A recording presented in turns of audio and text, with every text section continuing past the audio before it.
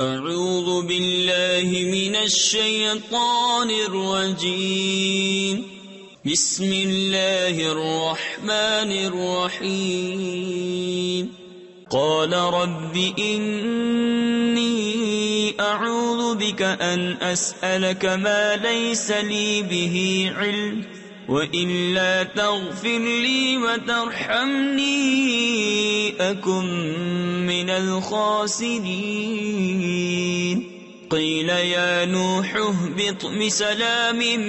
مِّنَّا وَبَرَكَاتٍ عَلَيْكَ وَعَلَىٰ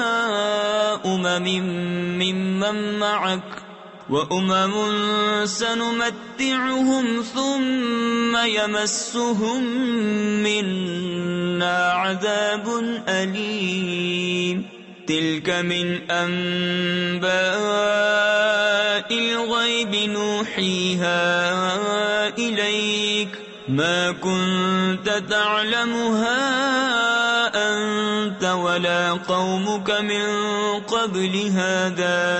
فاصبر ان العاقبۃ للمتقین۔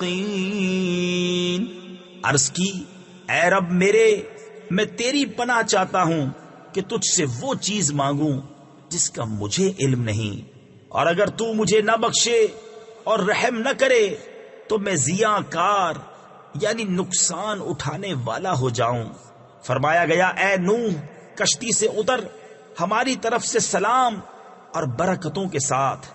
جو تجھ پر ہیں اور تیرے ساتھ کے کچھ گروہوں پر، اور کچھ گروہ وہ ہیں جنہیں ہم دنیا برتنے دیں گے، پھر انہیں ہماری طرف سے دردناک عذاب پہنچے گا۔ یہ غیب کی خبریں ہیں کہ ہم تمہاری طرف وحی کرتے ہیں،